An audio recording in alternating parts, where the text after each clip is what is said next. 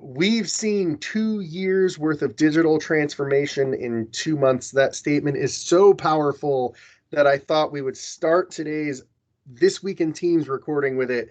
Good afternoon. My name is Jay Leask. I'm Craig Jenke. We're here with This Week in Teams, and we're going to discuss Teams and the transformation, and that saying by Satya Nadella at the third quarter financial statements, I believe, his financial call. That's incredible. And if you look at the stats, so in the last month, we talked about it in episode 1. We haven't had a number in the last few episodes.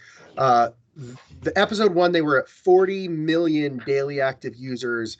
In today, a month later, 4 weeks later, they're at 75 million daily active users. That is almost 100-fold increase in daily active users, and that's insane. That is a lot of people. Also, 200 million meeting minutes, I believe, a day. So, A lot of people having calls, a lot of people talking to each other. And that's just Teams, right? We don't even know the numbers on the other ones, and there's plenty of other news out there for other platforms, right? We're seeing it all over the place. Yep. Yeah, that was 200 million meeting participants. So I read that wrong. Those 75 million daily active users attended a total number of, each one of them attended enough meetings to add up to 200 million participants. Don't correct me, Jay. We've talked about this. No, I'm just messing with you. This one's worth it because the real stat, 4.1 billion minutes of meetings is their top day. It's not an average, it's their top day, but still, that's insane. I mean, nobody wants. I feel like I've been in all of them. Today especially. Yes. No, nobody wants growth Monday because through Thursday, of. I felt like I was in all of them. Yeah. That's fair. You've thrown me off. That's insane. That's all I know. You were going. It's insane. All right. So it is Friday, May 1st, by the way. We didn't get that in the beginning of the episode, so I just thought I'd throw that out there. So, and what an interesting thing about that, though, is that, Microsoft has about 256 million. How many seats was that?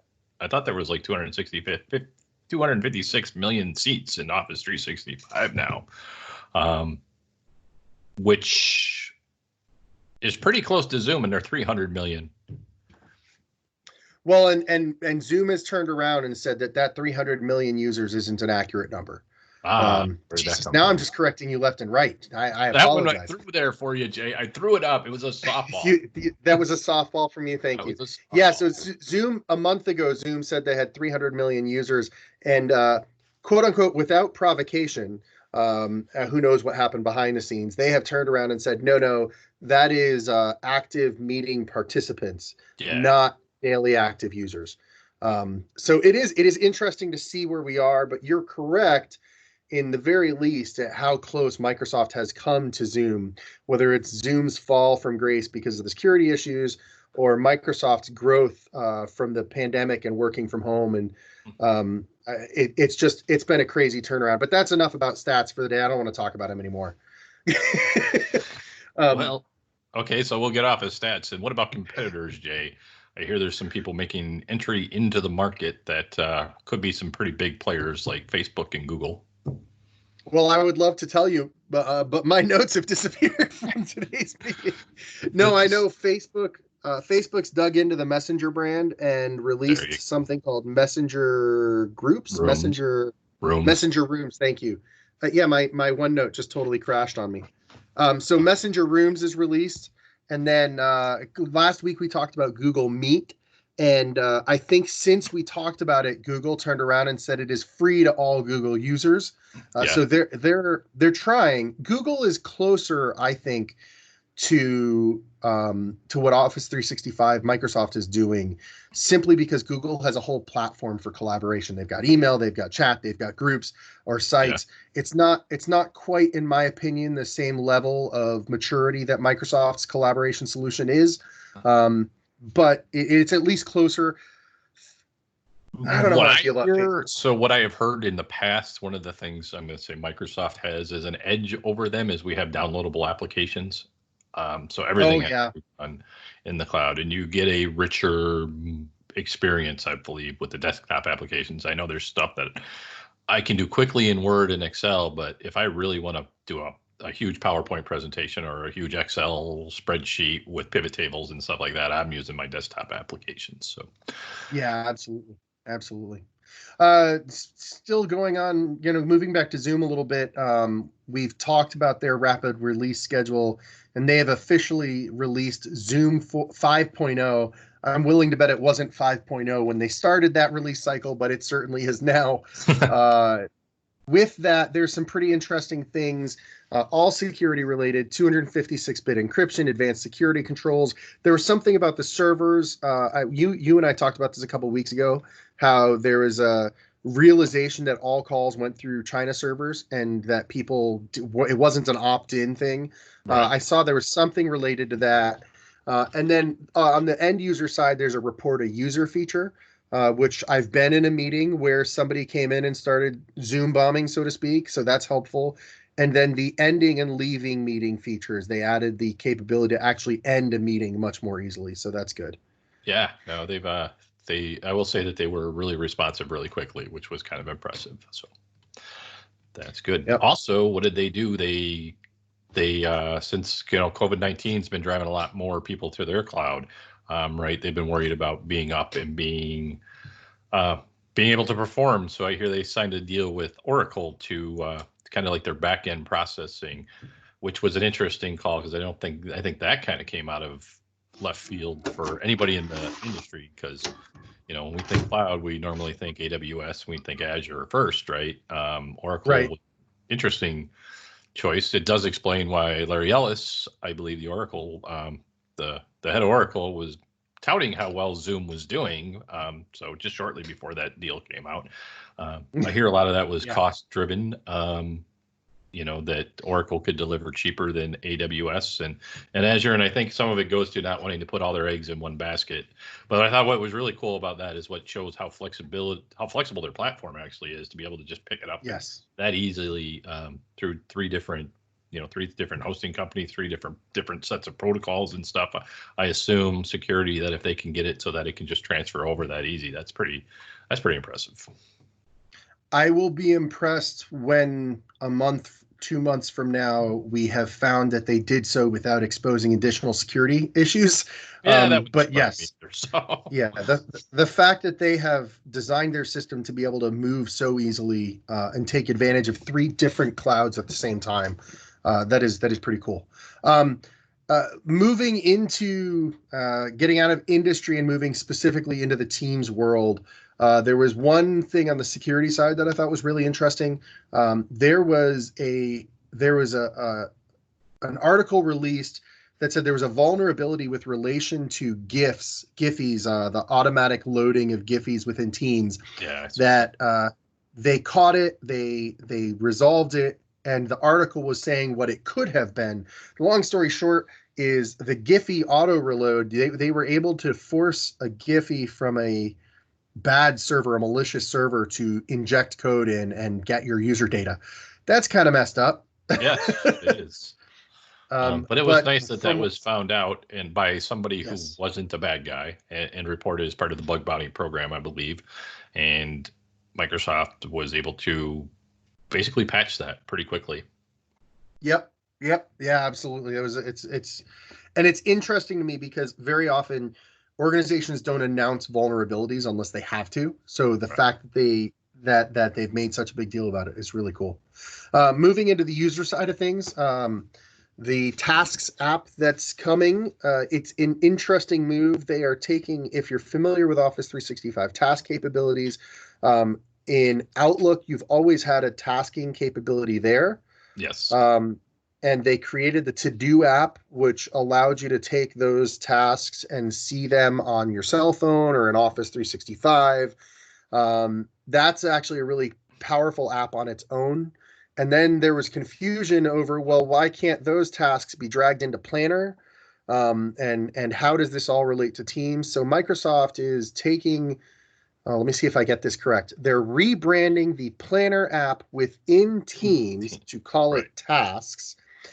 And they're integrating it with the to-do capabilities, so you'll have the Outlook integration directly within that. That is Did I get my that right? understanding is too. So that is what I've been told, and that's what I read. I will need to see that happen to be sure exactly how that works. Yeah. Yeah, there's some interesting videos out there. I'll try and find I think I saw a screenshot of what to expect. If I can find it again, I'll make sure we get it out on our Twitter account.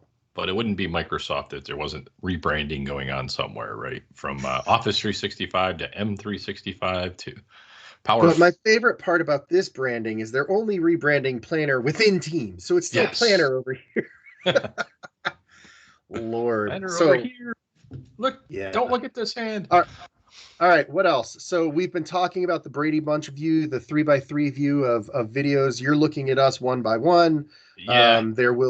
We have 2x2 right now. That's the default if you have more than 4 people in a meeting.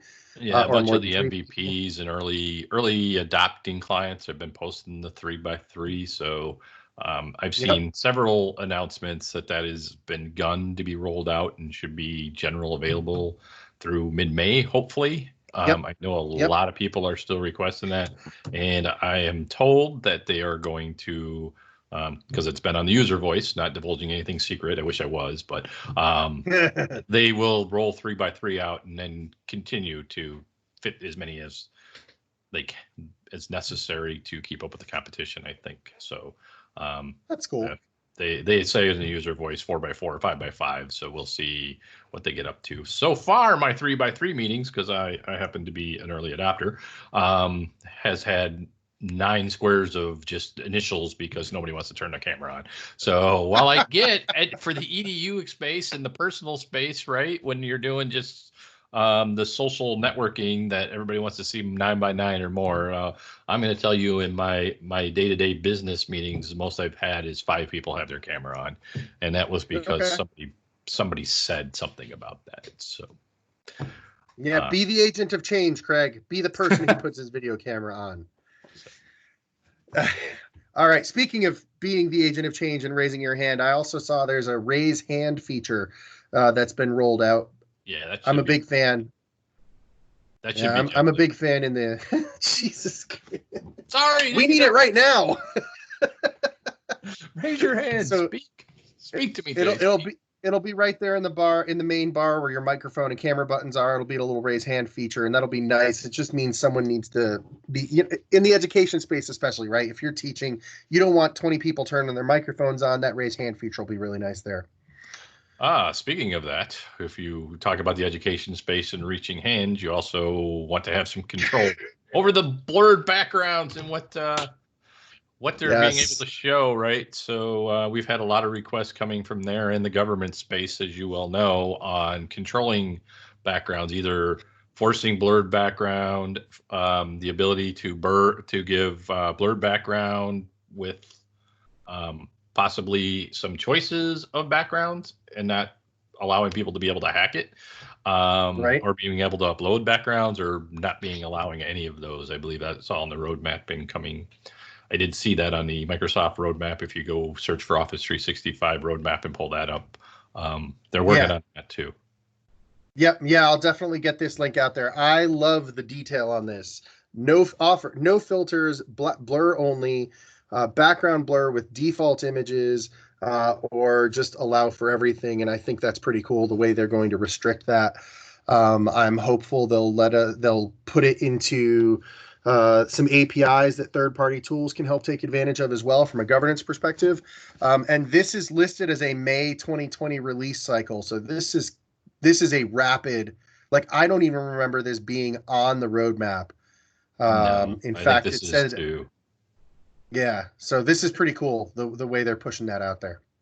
And then they did announce blur background for iOS, which I thought was interesting. So I pulled up my Android phone in a meeting yesterday, and I turned my camera on, and I could not find a blur on the Android, but they have announced blur for iOS, so that's pretty cool that they're pushing that out there. Yeah, so because that puts a lot of pressure on the machine itself. Yeah. To be able to run those computations and figure out, well, this is the body, and blur it there, and that's why you see some pixels around my head as I move. So the fact that they're able to push that out to, a handheld device is pretty neat. Yes, I have to see it on the iOS. I haven't seen it again on Android, so I'm sure they're working on it. Yeah, but it'll be nice to see.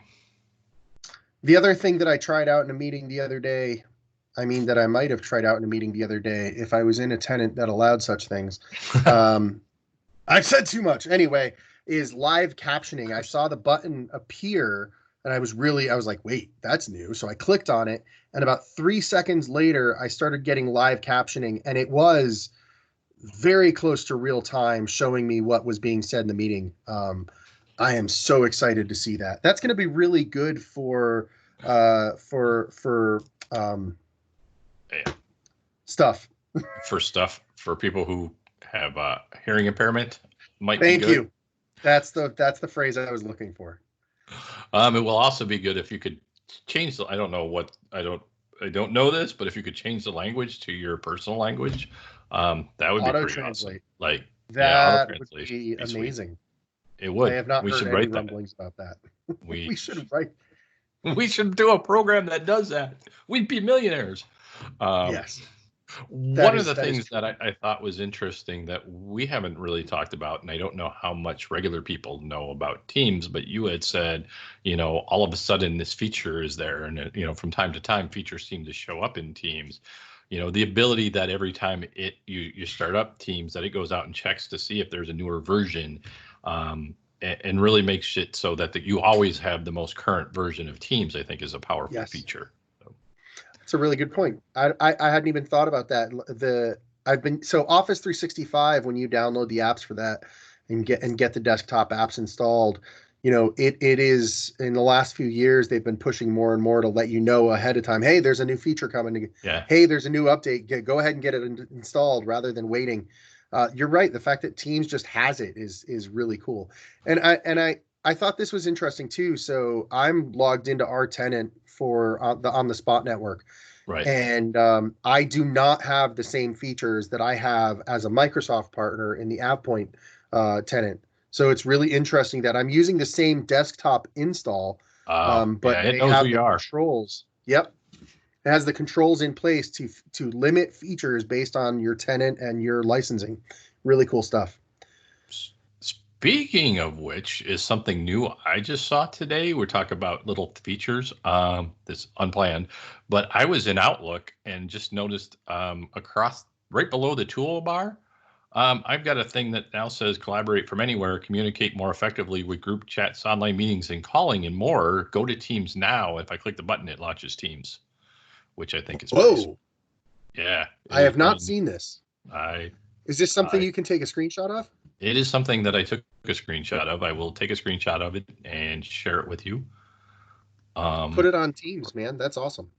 Put it on, get it on our Twitter. I can do that.